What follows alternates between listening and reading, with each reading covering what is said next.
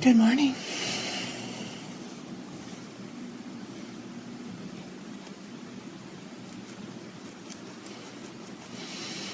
Welcome to Morning Oasis. I'm giving it a few minutes.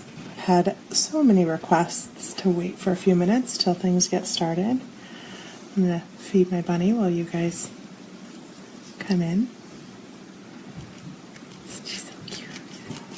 See, the bunny. She's got some cilantro. It's her morning cilantro time. She loves it in the morning. I hope you guys are all well and okay. There's, that was big yesterday, big work yesterday, and I'm super proud of you guys. You all did so well. You came in and showed up and stuck it out. It was intense. I know for some of you it was too much, and you had to either come back for it or choose to not continue. I totally get that. I understand that. Let's see. So, I'm going to go ahead and turn off my volume for that. You guys get to see the bunny eating. Cute little bunny. She's gotten litter trained to the point now where I can just leave her running around under my desk, and she's got her food and water and her litter and everything. And she just hangs out with me during the day. It's very cool. She's just such a sweetheart. So today, I don't have any card pulls once again, so if anybody wants a card pull, you'll have to let me know. I'll be happy to do that.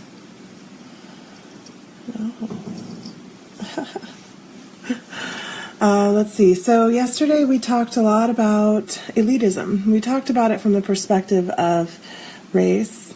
But we hit on some other issues, and we were looking at, just the different ways in which we feel elite, the different ways in which we feel like we're above or rise above others. So we're kind of going to continue to explore that today. The energy that we're in right now, the energy of this current phase in the lunar cycle, this current evolution that we're going through right now, it is all really geared towards this deep introspection, deep understanding, awareness, deepening that the removal of that which blocks us or inhibits us in any way. So that's kind of what we're going to work on today, is that energy, and use that energy while we have it, while it's supporting us. I'm going to put the bunny down because she poos after she eats. Oh, I know. Oh, she's the cutest. Look, she's so cute. I'll show you guys just how cute this bunny is. Look at her. So sweet, right? She's the sweetest little girl. And she actually really likes kisses, don't you? Yes, she does. Loves the kisses. She even comes for kisses when I don't give them to her. Here you go, sweetie. Here you go. She loves running around under the desk, too.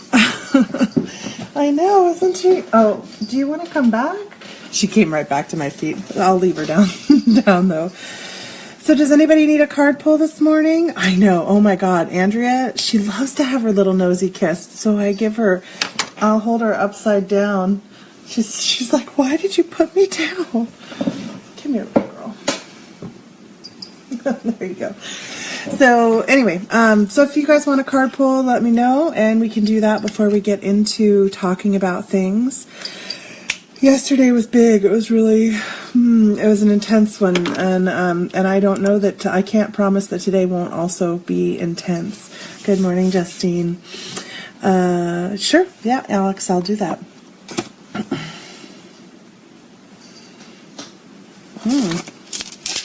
All right, well, the Thoth Tarot deck is the one that wants to speak to you, Alex, so let's see what it has to say. Ooh, that's a big decision you're making. Oh, is this about the pups? It feels like that. All right, Andrea, you're next. I actually had a good friend contact me last night, and she was like, I really need a card pull. And I said, well, do you want me to wait for the show, or do you want me to just give you a card pull now? And she's like, oh, please, whatever works for you. And I felt into it, was like, oh, now.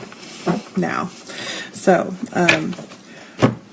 people are making a lot of hard choices right now. That's part of what's going on.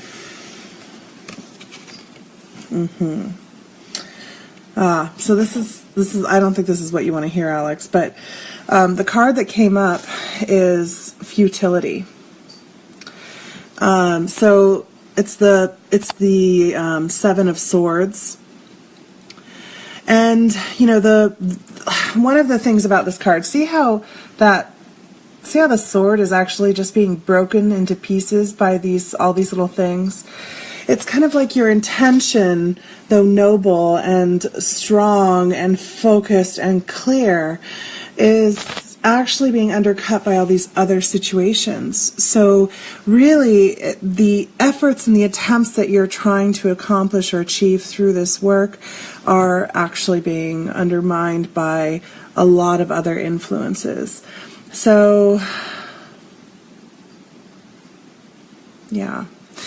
The moon on top, it's a crescent moon and it's a waxing moon, so it's time to go in, you know, and look at the need that's really being ignored by this situation instead. There's something underneath the surface. This is actually for you. I'm sorry, I know that's not probably what you wanted to hear. We can talk more about that later if you'd like. Andrea, yes, I shall pull a card also. I know, honey, I'm sorry. I am. I've been holding you in my heart. I know it's hard right now.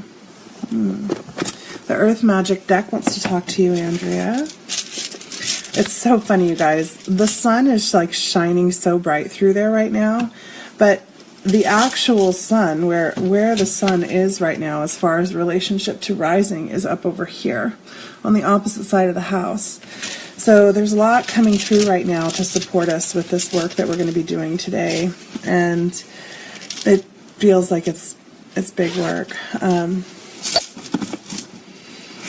Alex, here's a crystal I want you to focus in on while you're processing through this. This is an amethyst with, I should be available. Well, I'm supposed to be at somebody's house at 6, so if it's before 6, I'm available, and then otherwise it'll be after.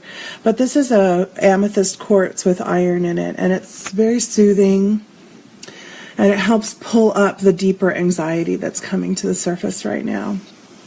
So try focusing in on that, bringing that vibration in, because you got a lot of power around you, but soothing is kind of what you need right now, rather than amping. Okay, Andrea, let's see, with the Earth Magic deck, and this is by Stephen Farmer. I really like this deck a lot. Here's the cover, Oracle, Earth Magic Oracle, and I know it's backwards. Let's see. So Andrea, things are amping up for you. You got power. One of the things I love about this card is it's actually representing power in all the elements. We've got the water, we've got the wind, air, we've got the sky with the lightning, the electricity, and there's this earth, this earth that holds strong against these waves. And the waves erode it, but very slowly. So right now is a time where you have a lot of power coming in, and figuring out how you want to use that power, how you want to work through that power. This is supporting you. So as you're amping up in power, also recognize that that's going to be making things around you break a bit more. Yeah. So they're asking to remind you that the breaking comes with the power. Those things and people and situations that can't stand in this power are going to have to move away.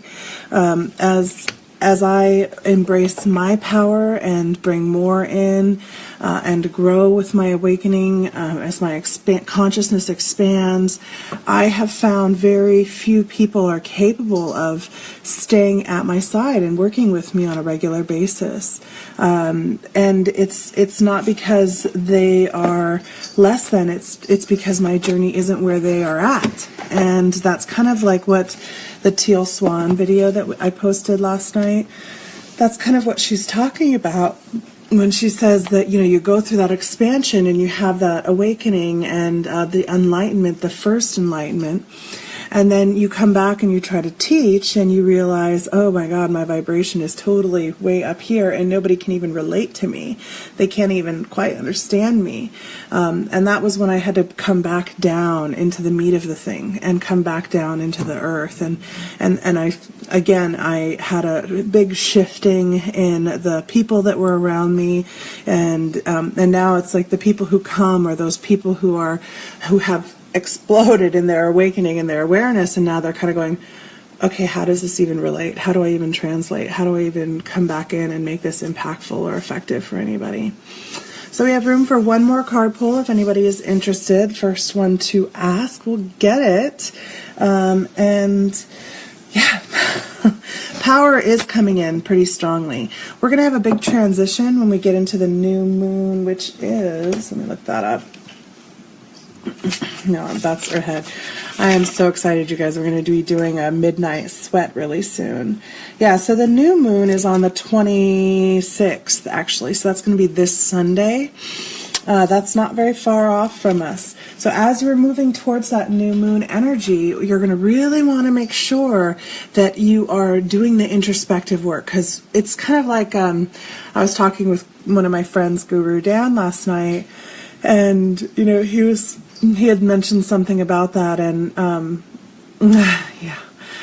And he said, he was like, well, you know, remember how gardeners use the moon energy, and that if they want stuff to grow up and out, they plant it as the moon is ascending, as the moon light is coming in, the waxing moon.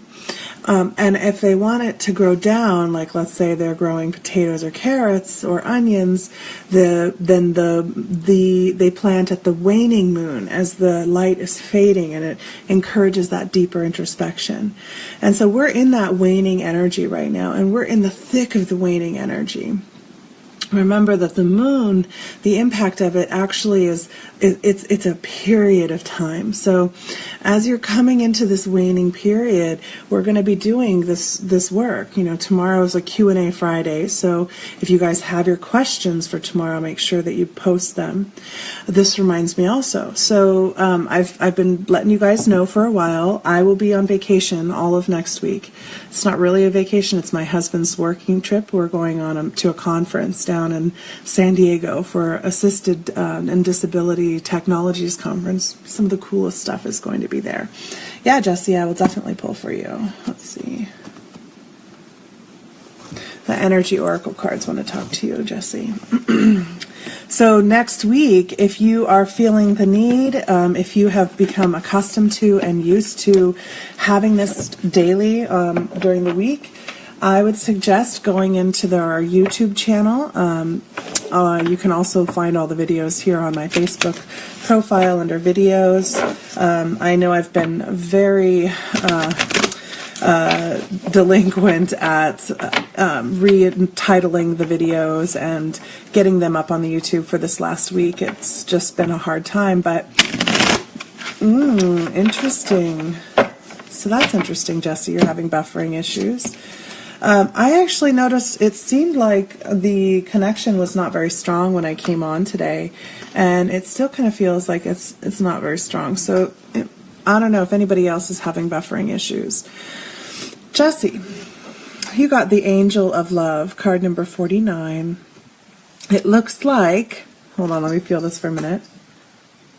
Looks like you're going to be meeting somebody. Someone's going to be coming into your life, somebody new, who you're going to have really strong feelings for, and it's going to open up your heart space in a way that you haven't had it open for a while, and a connection that you haven't actually allowed yourself to have for a while.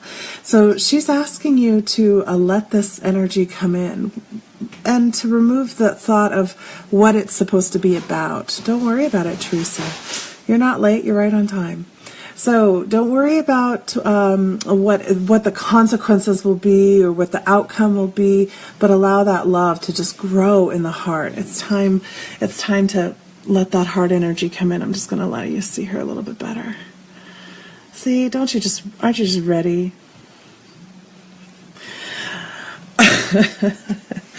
You are so funny, Jessie. I see you trying to protect yourself from that.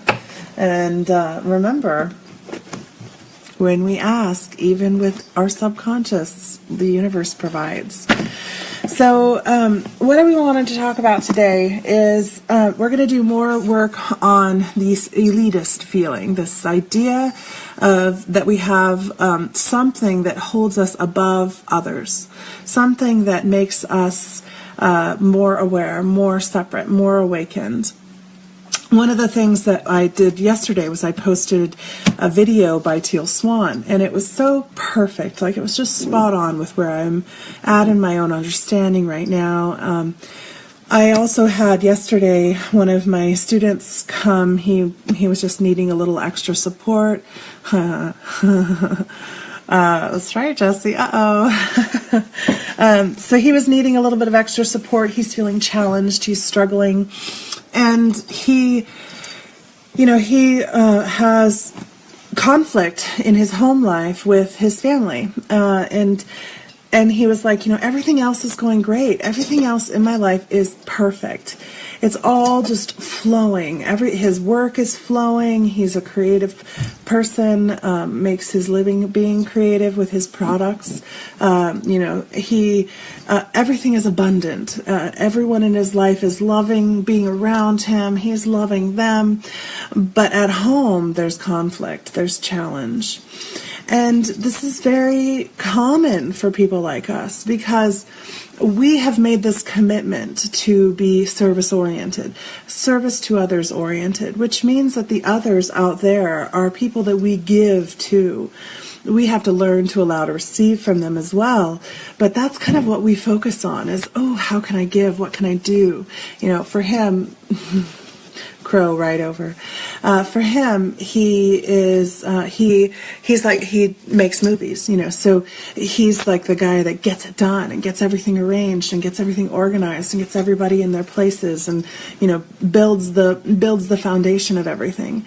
And when he's not making movies, he helps make businesses, so he goes in and he helps businesses come up and start to thrive. And as soon as they start to thrive, he loses his engagement. He's like, I'm done, I'm out. And that's hard on the people because they become dependent on that energy that he brings to this situation. And that happens to a lot of us because we are this open flowing channel. And if there's more people around us that need us, we are even more open and flowing even more. And we're just like, we get in that flow and we're like, yeah, everything is awesome. It's wonderful. I love it. And we're so excited and we get in this high space. And then we step back into our home where we're normal people again. And where we aren't the teacher learner, but the learner teacher. And it's like, what do you mean? What do you mean you're upset with me? What do you mean I didn't do this right? What do you mean you're blah, blah, blah? What is going on here? Why are you conflicting with me? Why aren't you doing your part? Why aren't you blah, blah, blah, blah, blah? Whatever it may be. And that's a really hard position for us because we are addicted to the flow, addicted to the high, addicted to the ease. We're so enraptured with the role we play when we're out there. And then we come back in the home and we're just normal again. And it's laundry time. And it's time to make dinner. And it's time to clean the house. And it's time to have the normal conversations with the people who are part of our daily family lives. They don't want to hear about our expansion. They don't want to hear about the angel that visited. They don't want to know that beings are all up in the house. They're like, that makes me uncomfortable. This is really a common conflict for people like us. And it can create a lot of strife in the home environment. They don't want to hear that you're mirroring for them. They don't want to hear from you that you're not responsible for their emotional response to you, right? They don't want any of that. They're like, just be normal and you're pissing me off.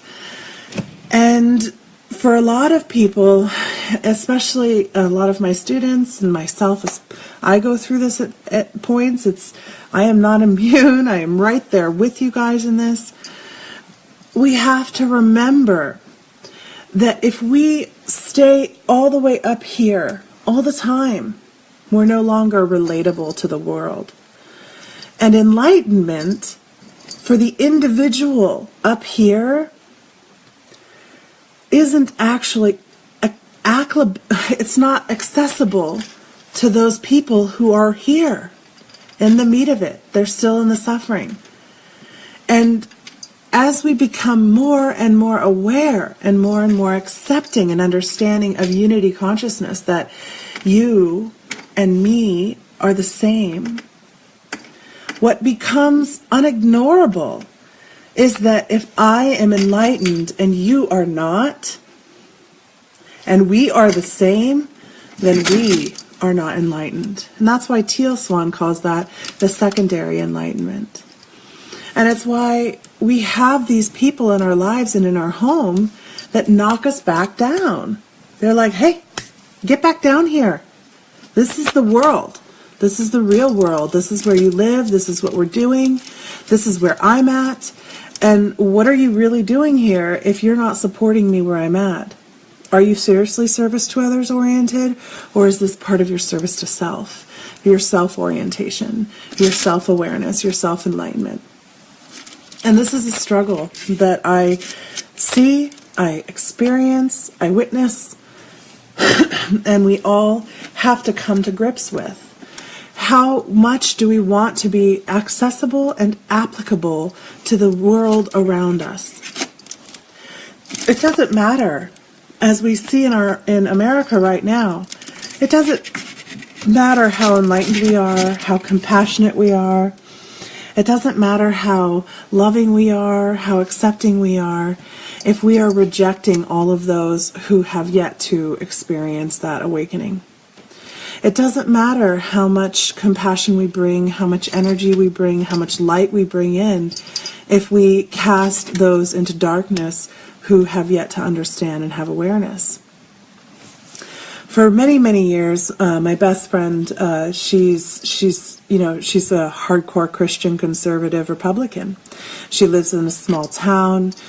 She is just in many ways the opposite of me in our viewpoints and our perspectives. And I remember way back when the Bush election, when the very first time Bush was running, my partner at the time, he was, as much as she was this way, he was that way. And I've never really swung too much either way. So I kind of ride in the middle a lot, though I identify as a Democrat and blah, blah, blah.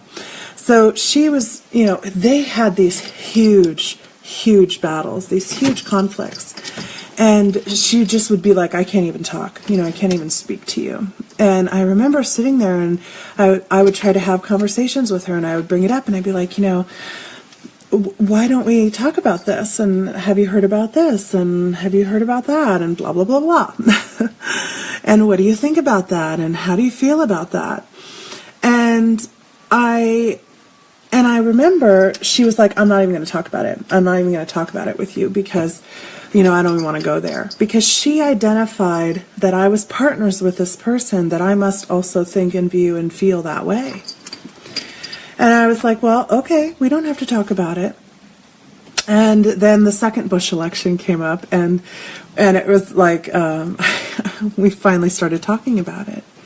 And what we found was, yeah, she was kind of all the way over here, but she found I was right here. And that I was capable of listening to what she was saying. I was capable of holding space for her while she shared her viewpoints and perspectives, while she shared her frustration, while she shared her irritation. She lives in a small town, so she has an agricultural town, so she has a different perspective on, let's say, immigration and illegal immigration, and on Native Americans. There's a tribe that's out there. She has a different perspective because she has a different world experience of these things. And to not be able to share her perspective was so frustrating for her that it shut her down over and over and over. And just creating that space and opening it up for her made it so that she could have these conversations. And me, as a city dweller, was able to get this other perspective and hold it for a time. I didn't agree with all of it, and she didn't agree with all of mine. But we were able to hold each other's perspectives for a time and shift the way we looked at things. And that's the point. It's not to be right. It's not because my perspective is the correct perspective and she needs to change her viewpoint. It's because through sharing these two extremes, we find that true middle ground. So people would always say, how can you even have a person like that in your life? Here where I live in Liberal Town, USA, they're like, how can you even have why would you call her your friend? Because she's the person who was there when I gave birth to my son. She's the person who was there at my wedding. She was there when I was suffering and I separated from my partner and I slept on her couch for 6 months. She was there for me at every step of the way as I've grown and I've developed. She was there for me. She supported me. She didn't care if I was a liberal. She didn't care if I agreed with her or not in her politics or her religion. She was there for me and she loved me and she supported me no matter where I was at. And that's why I called her my friend. So when we cut these people off because we immediately disagree with their viewpoints or their perspectives, we are telling them, you aren't valuable because you don't support my own belief system right now. You're challenging my belief system. And if our belief system is so rigid that we can't receive another person, then what are we doing? What are we doing here? Who are you serving? Are you only serving the light people? Does that make any sense? My father, another hardcore Christian, conservative, Republican, he's probably what many people would call a WASP, right? And he and I would have so many conflicts over the years. He would always say, he labeled me as a liberal. And my mother is a hippie liberal, and so he assumed I was a hippie liberal as well. And he would always have these conflicts and these disagreements with me. And one time we were at the playground and with my son, he's really little and he's running around and he starts talking about how he feels about public assistance, right, and welfare, and and how he feels about supporting those people and who aren't capable of supporting themselves for whatever reason. And I was sharing my point of view on that and how I feel that, I do think that we need to create a space where people who can't support themselves have space to live. There are going to be those people that just can't function in our culture and society. But if we don't provide them with opportunities with which to live, so I'm sharing these kind of viewpoints that he didn't think were the liberal viewpoint, the liberal perspective, right? So he would say, are you sure you're a liberal? Because you're sounding an awful lot like a conservative right now. And I was like, are you sure that we're so different? Are you sure that really we have such a completely different perspective? And, and over the years, as that evolved, I remember there was a time where, when Obama was being, first running in office, and we were having this conversation, and he said, well, which side are you? And I said, well, I'm a registered Democrat, but I don't always vote Democrat. I look at the candidates and I look at the policy and I determine from that point. I'm registered as a Democrat so I can vote in the primary, which is ridiculous, by the way. I think that we should be able to vote wherever we choose, however we choose, no matter what we're registered as. But anyway, so I said, I that's why I registered as that, but I don't identify as that. And he's like, you got to pick a side. You got to pick a side. What side are you on? How do I know what to label you as? And I just kind of giggled. And I was like, so I do pick a side. I pick the human side. I'm on the side of humanity. And I'm just going to keep working towards that. Bye, babe. So, you know, we, as strongly as we hold on to our perspectives, our understanding, our viewpoint, our awareness, as tightly as we grip that as our identity, how can anything get in? How can we ever understand the other side? How can we ever create room for each other as a species, as a race? We're all going to have different motivations. We're all going to have different needs because we are a unique, individuated piece of that whole collective. We are a unity, but that doesn't mean you're exactly like me.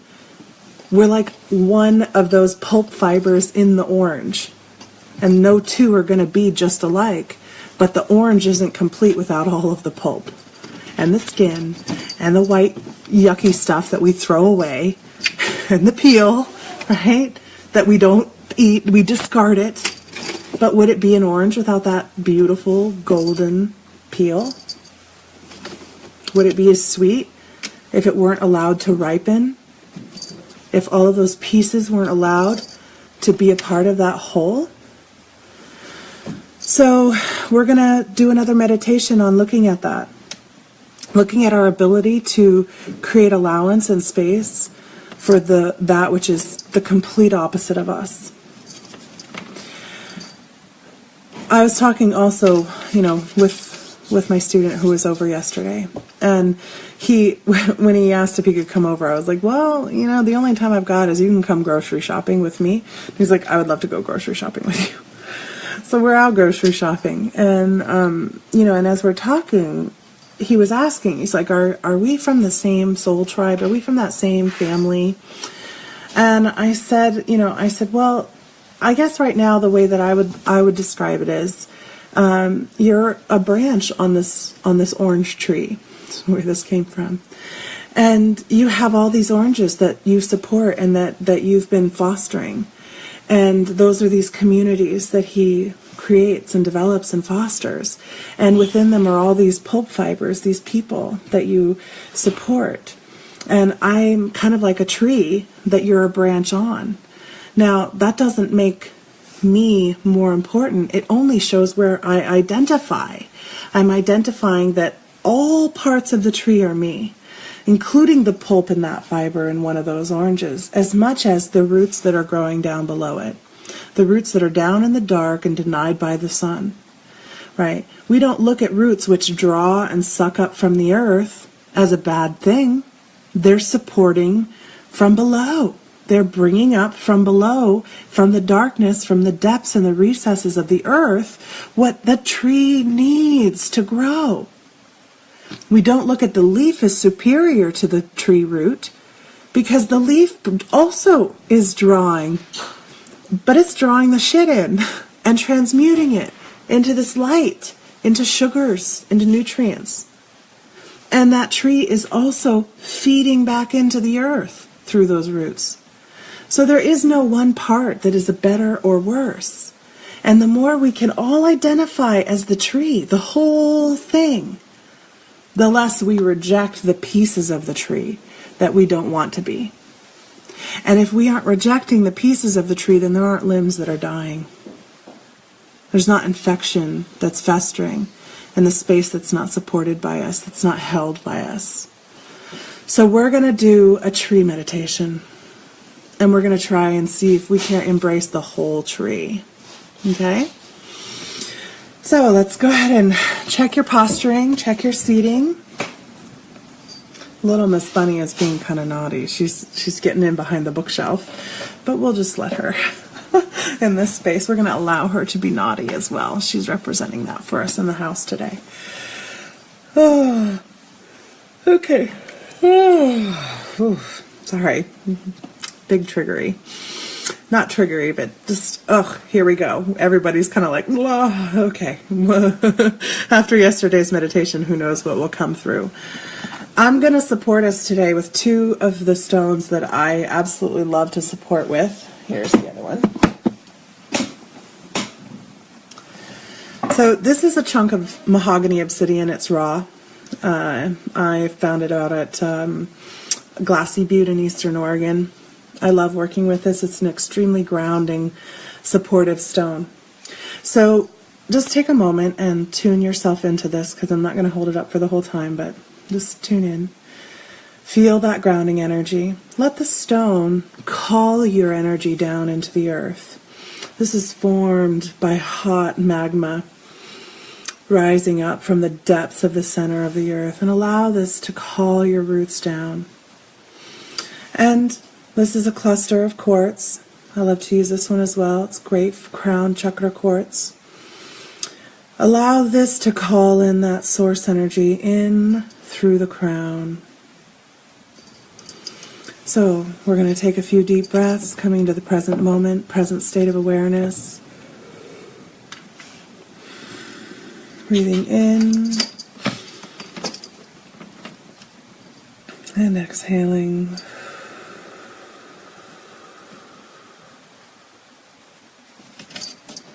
Breathing in.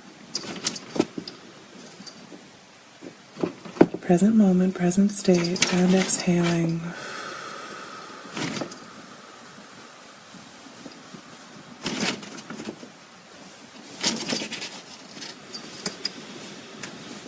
As you're breathing in, imagine you can smell that rich earth. Just like a tree is digging down into the earth, smell that earth breaking up and releasing and allowing that root to grow and to cling and to reach deeper and wider.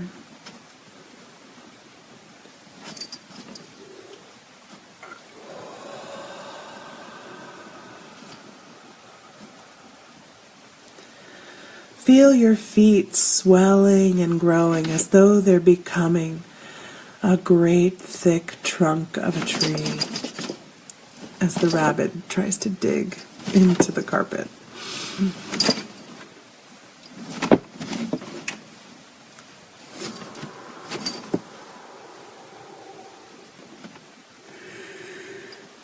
Smell the grass surrounding the tree. As you reach your roots deeper and wider, let's reach our roots until we're reaching each other.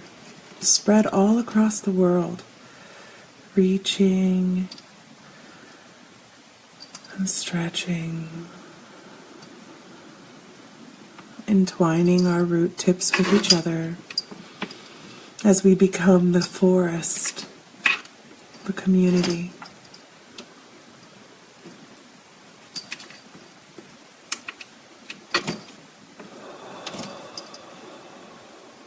Feeling that grounded energy as your roots are drawing that energy up from the depths of the earth. Drawing it up through your trunk, through your legs. Bringing it up through your hips and abdomen. Bringing it up through that chest and heart space, the heart of the tree, the heartwood.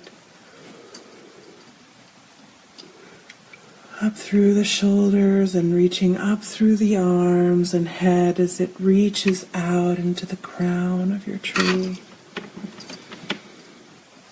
And exhales through the leaves as it receives that light of source shining down.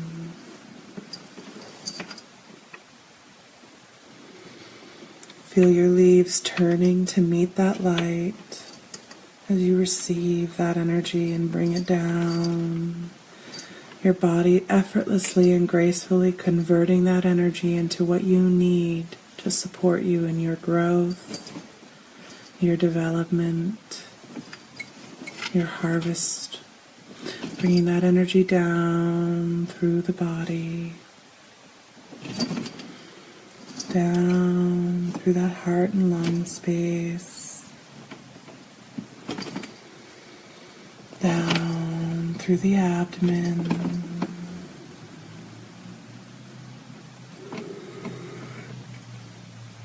down through the hips and legs, down through the feet, and sending that out through the roots as the roots give back into the earth.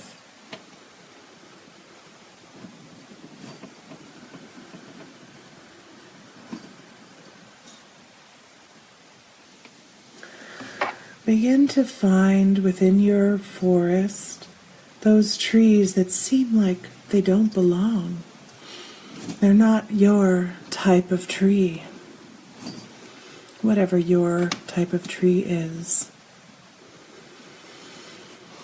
See them as different from you for this time, for this moment, as a unique individuation within the forest.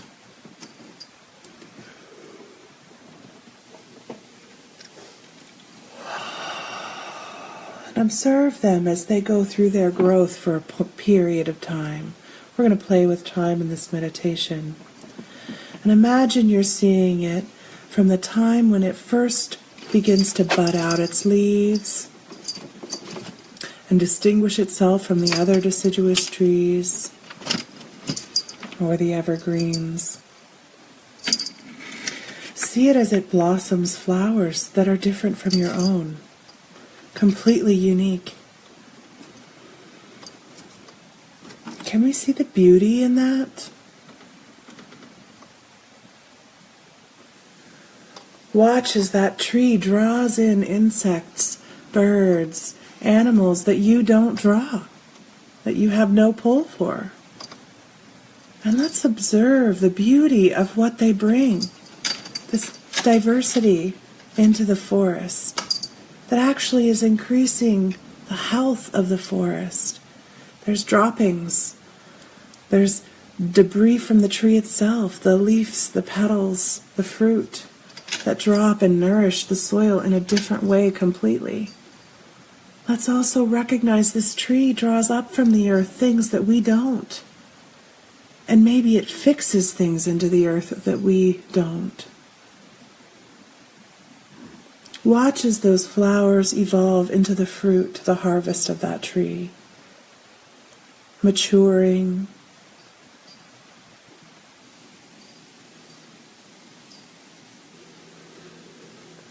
Watch as those pieces of fruit fall from the tree, holding the seeds for others that are like them, as we allow those seeds to take root, to deepen,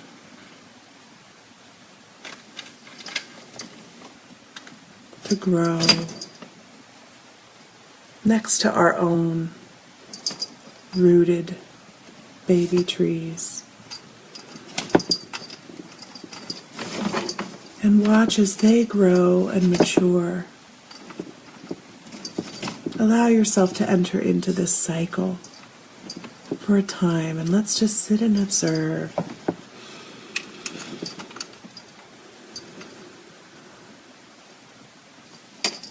From the perspective of the consciousness of the tree.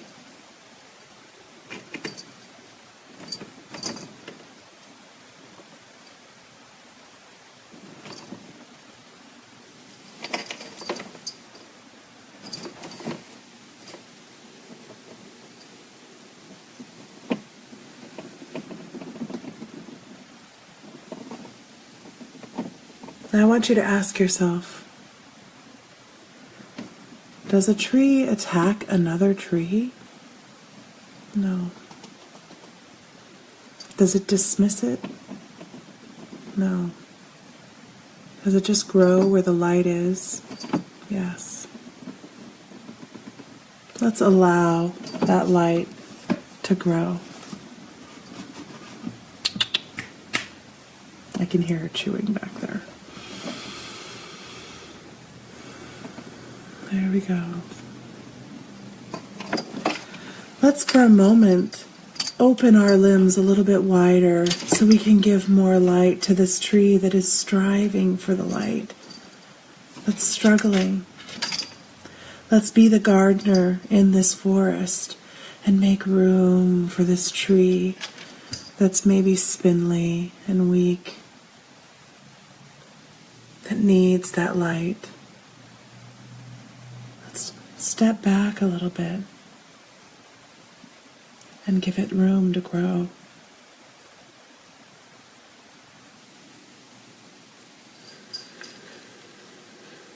Maybe we need to remove one of our limbs of our own beliefs in order to make room for this tree.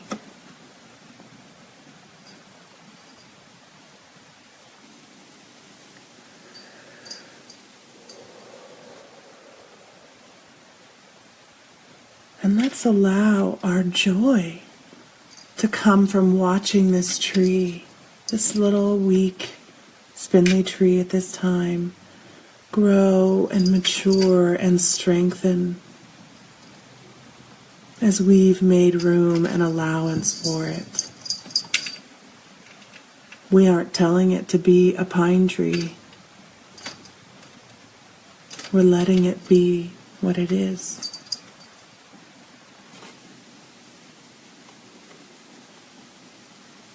The forest is only as beautiful as its diversity allows.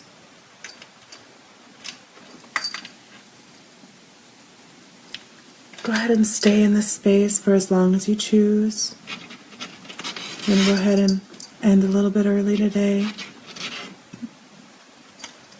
And I'd love to hear from you guys over the rest of the day, what kind of trees you are and what kind of trees you allowed in your forest.